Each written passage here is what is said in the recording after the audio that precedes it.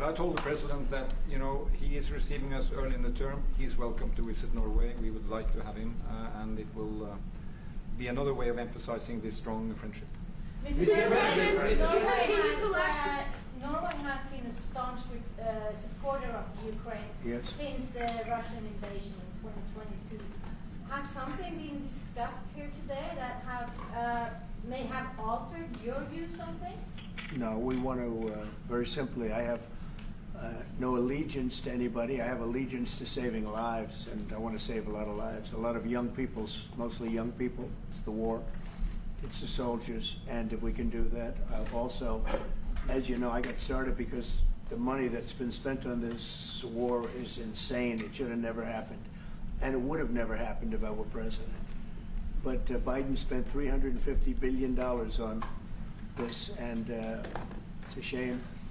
And that's what got me involved. And then I looked at, and I see the results. It's horrible. It's a killing field. 5,000 soldiers a week on average. And we want to stop that. We both want to stop that for a lot of reasons, but I would say that is my #1 reason. Do you think that Russia, that we will get Russia to accept a deal that also Ukraine and Europe is willing to accept? I think so, yeah. I do. I believe they will accept, and I think we're going to get this over with. I hope so, soon. Continue to lack support from NATO allies in your goal of obtaining Greenland. How will you proceed if you don't get that support? Well, Greenland's going to be interesting, but that's for another day.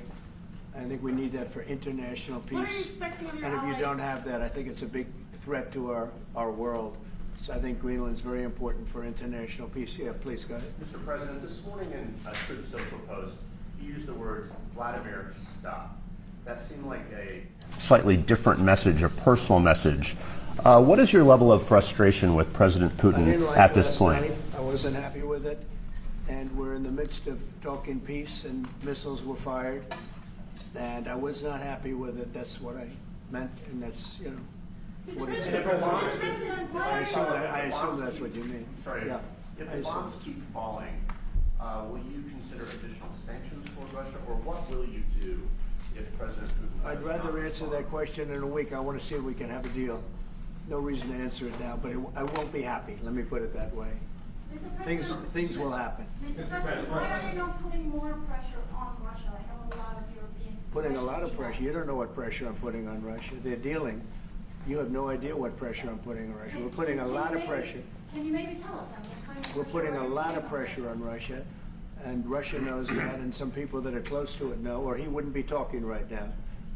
The Prime Minister understands that better than anybody. He wouldn't be talking right now. He's talking, and we're putting a lot of pressure. I think he wants to make a deal. We're going to find out very soon, but it takes two to tango, and you have to have Ukraine want to make a deal too, and they're being hit very hard, and I do believe they want to make a deal. Mr. President, Mr. Prime Minister, if I may. You said that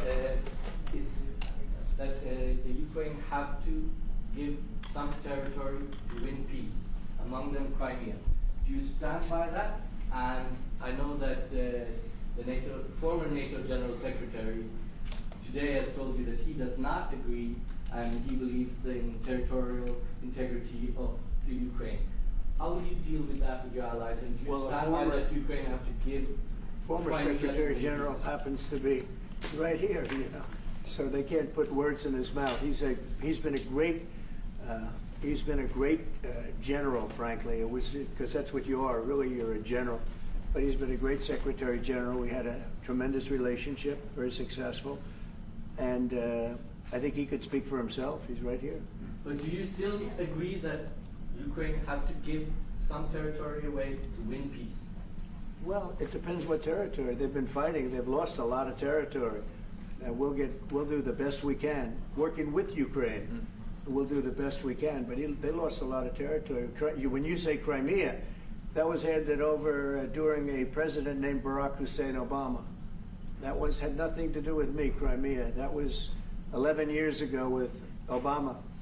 And they made a decision. There wasn't a bullet fired. There was no fighting. There was no anything. They just handed it over. Now they say, well, can you get it back? I think that's going to be a very difficult thing to do. That was given by Barack Obama when he was president, not by Donald Trump. Thank you, Mr. President. I had a long You have meeting, a peace Mr. President. proposal that you put on the table. It's a 30-day ceasefire proposal. Your national security team presented it to both Ukraine and Russia. 2 months ago, Ukraine agreed to that ceasefire proposal immediately. Russia has not. And my question is Russia the obstacle to peace based upon that, just getting to that 30-day ceasefire? I don't think so. I think that they both want peace right now. They're ready to do something. We'll see what happens. Complicated, very complicated. But I think they are both very much looking to make a deal. Marco, what would you say? Well, first of all, what was put before our partners was options to discuss about things that it would take to end a war. This war is endable. Both sides just have to agree to it. We've shown them a pathway forward. We've discussed those ideas. It was a good meeting yesterday. There'll be good meetings over the weekend. We've shown them the finish line. We need both of them to say yes. But what happened last night with those missile strikes should remind everybody of why this war needs to end. It's horrible those missiles landed. What's even worse is there are today people that were alive yesterday that are not alive today because this war continues. And the president wants to stop it. And everyone should be thanking the president for being a peacemaker and trying to save lives. That's what we're trying to do here. It's not our war. We didn't start it, as you know. But we're trying to end the dying. We're trying to end the destruction. And we've shown the path forward. We can see the finish line, but both of them have to get there. We're going to do everything we can to help them get there, but they have to ultimately say yes. Both And we are using a lot of pressure on both. You know, if you think we're just in there because we're nice people, and we are nice people, but we're using a lot of pressure on both. What concessions, Mr. President, and to your national security team, what concessions has Russia offered up thus far to get to the point where you're closer to peace? Stopping the war, stopping taking the whole country. Pretty big concession. Mr. President. President, if you are going to take down the tariffs, what do you want Norway to buy more of from the U.S.? To buy more? Well, you don't need snow. You don't need skis. You don't need ski champions either, right? You have a lot of them. We just want to keep the relationship the way it is. We've had a great relationship. I think now maybe closer than ever, but we've had a great relationship with Norway. I think just keep it the way it is, kid. You can't do better. Really? Not even by, say, Well, if they want to give us some additional concessions, that's okay. You can't do much better. Yes, yes. Mr. President, you've had a long meeting with Norway today. You said that Norway is doing a lot of things right, but on the Ukraine, if I can ask both you and the Prime Minister, did you find common ground today on Ukraine and the peace plan? Totally. It's totally common ground. The Prime Minister can speak about it, but I can just say he wants to see people stop dying more than anything else, and he'd like to see it end. He's going to help us end it. Mr. President, can I say that to move towards an end of this war, U.S. engagement is critical, and President Trump made that possible. That is clear. That is obvious. It's really happening. Now the important thing is that both parties have to know that they have to deliver, and they have to feel the pressure to deliver. Ukraine is under attack. They are defending themselves. Lives are being lost. And we believe very firmly that there needs to be a ceasefire, the initiative taken by the U.S. Some time ago. It needs to be respected. And then to move on to something which both parties can own. That is the complicated part in such a dramatic war. And here I believe Europeans and Americans working together, as we do much closer now. I salute the team of President Trump of being, open in that process. We had a good discussion on this today, and then we have to move on, and we cannot lose time because this is too much drama happening. One thing is people losing their lives, but it is a bad thing for Europe, and it's a bad thing for the world to having such a broad conflict going on. It can have ramifications far beyond Ukraine. Mr. President, follow-up question. Sir, Mr. President, I forgot my question now. I wanted to ask about. It's all right. That happens to the It happens sometimes, yeah. No, Mr. President, I wanted to ask about the. Zelensky has said that he wants more Patriot missiles. So far, has been no response from the United States. If you and the United States decides to pull out of negotiating for peace, trying to broker peace, does that also mean a no on Patriot missiles, a a no on sharing intelligence with Ukraine? Let's see what happens. I think we're going to make a deal. And if we make a deal, that'll be wonderful. We won't have to worry about your question. You can ask that question in 2 weeks, and we'll see. But I think we're getting very close. The Prime Minister feels the same way, and we'll hopefully not have to answer that question. Mr. President, Norway is the third country to be officially invited to the White House after Liberation Day. Why did you invite Norway so soon to the White House? Because I like them. And I like your Prime Minister, and I like the way your government runs, and I respect the King. He's highly respected in Norway. It's a great thing, not an easy thing to do. He's done a great job. Yeah. Would you like an invitation to visit the King? Absolutely. You get me that invitation. I just told the President he's welcome to visit Norway. President Trump, first like farming You said before that you like the Norwegian Petroleum Fund, and I'm wondering if that has been up for discussion today, the way that we have structured our money and whether. Well, this fund was created in the late 1990s to save for future generations the income from oil and gas. Norwegians should continue to work as hard, dedicated, innovate, and move forward, despite having these incomes, which we happen to be in the period of our history where we can harvest, and we have transferred that into investments, half of them, by the way, here in the United States. So I think this is a model which we have been able to explore. If we can share experiences, and we do with our colleagues in the US, you never copy this one-to-one, but there can be techniques and way of working that we have used in organizing our fund. Jens Stoltenberg was the finance minister when the first dollar entered that fund, so he is a safe hand to have as a finance minister today. What do you say? No, and as you said, Mr. Prime Minister, we are ready to sit down with the US to also work with them on if they want to establish a sovereign wealth fund, because we have a good experience with our fund. And I think that one example of how we work together with the United States is that half of the fund, close to $1 trillion US, are invested in the United States, mainly in equity, but also some in fixed income, including government bonds. So this is an expression of trust in the United States, expressed by the strong investment of the sovereign wealth fund. Then just briefly on Ukraine, since it was mentioned, we had a very good and extensive discussion about Ukraine, the path forward to peace.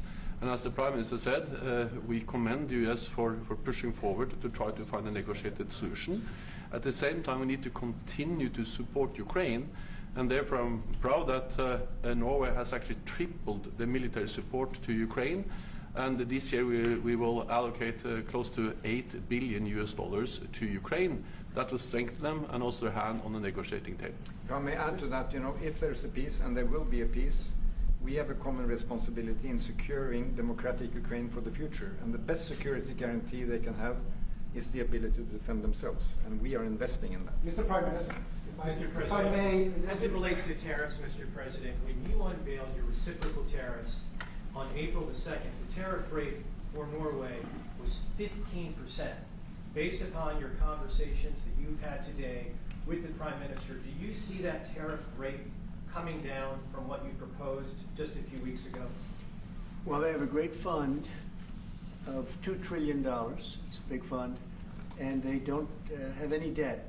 So I think they'd probably be willing to pay us more than that, I hope. Are the two nations in agreement? Mr. President, Yes. in 2018, your former Secretary of State Mike Pompeo called for an end to Russian occupation of Crimea. Why has this administration changed its stance on territorial concessions for Crimea? Well, the war started. It would have never started if I were president. This is a war that is horrible. All wars are horrible. This one is in particular bad. And I don't know that you can ever say there's going to be a winner to this, because so many lives have been lost. Not only soldiers, I mean, a lot of lives have been lost. I think that we want to do one very simple thing. It would have never happened if I were president. Zero chance it was going to, and it didn't. People say, how do you know that? Number one, it didn't happen. We never even discussed it. I would talk to Putin about it. It was the apple of his eye. Ukraine was the apple of Putin's eye, but there was never even a thought that he'd go in.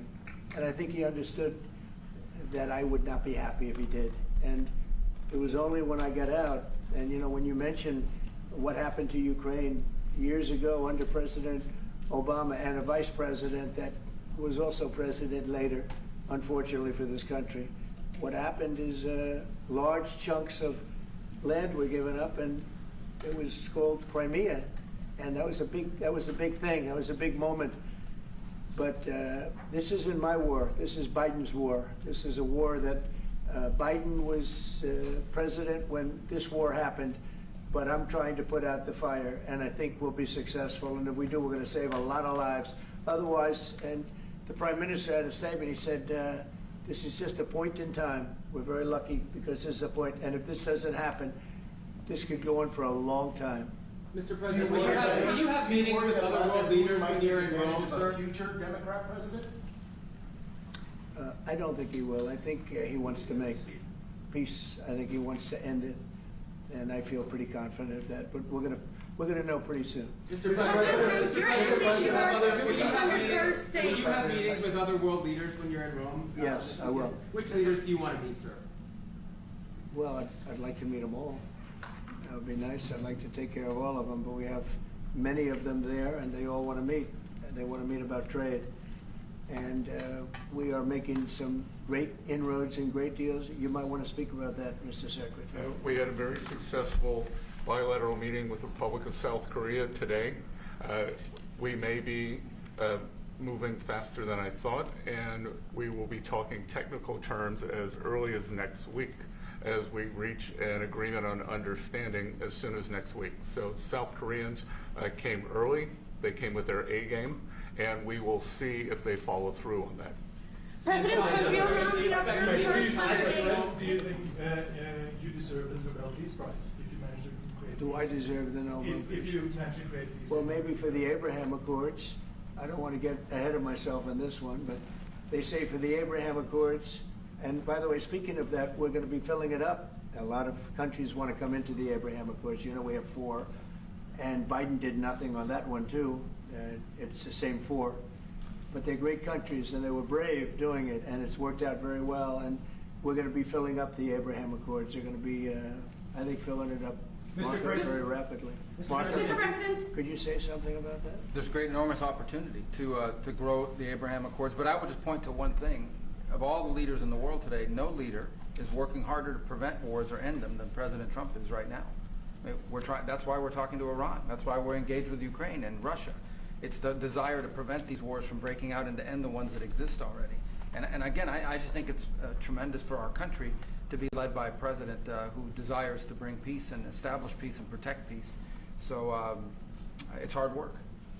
Mr. President, You know, Marco just mentioned something that maybe we should talk about for just a second, if we could, Mr. Prime Minister. And you're involved in it too, because you've been involved in the world and peace.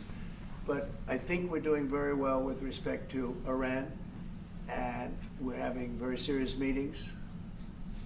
And there are only 2 options, and the one option is not a good option. It's not a good option at all.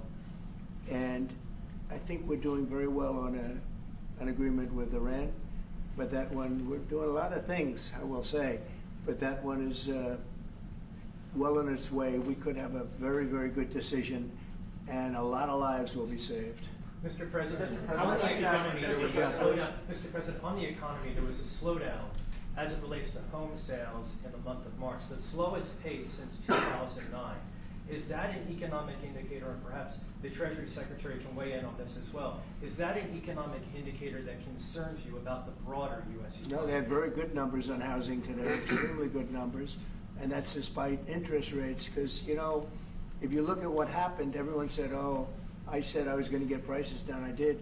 Energy just hit $1.98 in a couple of states. It's way down. Energy's down, and we're about $64 a barrel.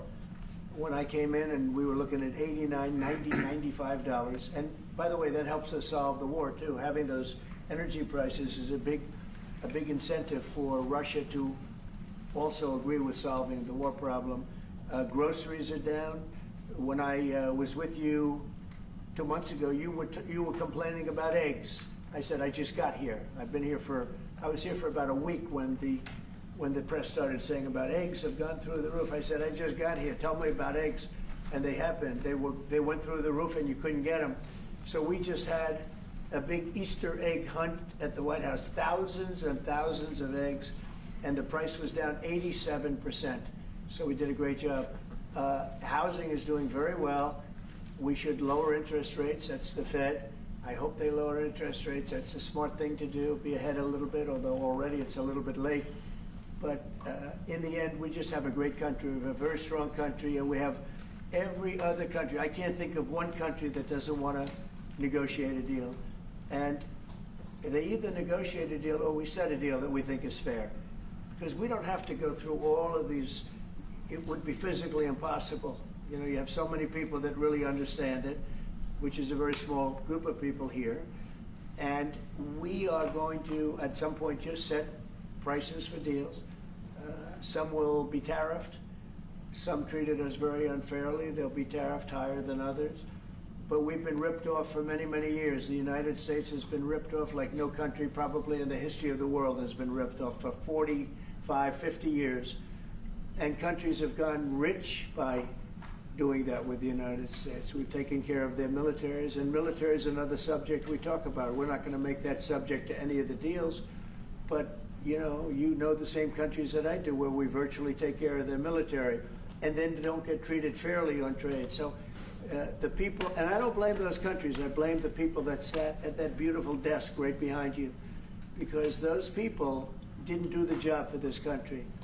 And they let us lose $4 billion a day on trade. We were losing $4 or $5 billion a day on trade when I got here. And now we're going to be much better than breaking even. And we're going to be making $4 or $5 billion a day on trade. So, but I don't blame any country, not the worst of them. And we were abused by countries. I blame the President of the United States that happened to be sitting when these deals were made. Disgraceful. When I was here, we had a great 4 years. We had the most successful economy in the history of our country, my first term. And we were very tough on trade. And with China, as you know, they paid hundreds of billions of dollars in tariffs. But nobody else ever did that. China paid not 10 cents to any other president. And but not only China, virtually every country got away with murder. And we just can't let that happen. Thank you very much, everybody. Thank you very much. Appreciate it. Thank you very much.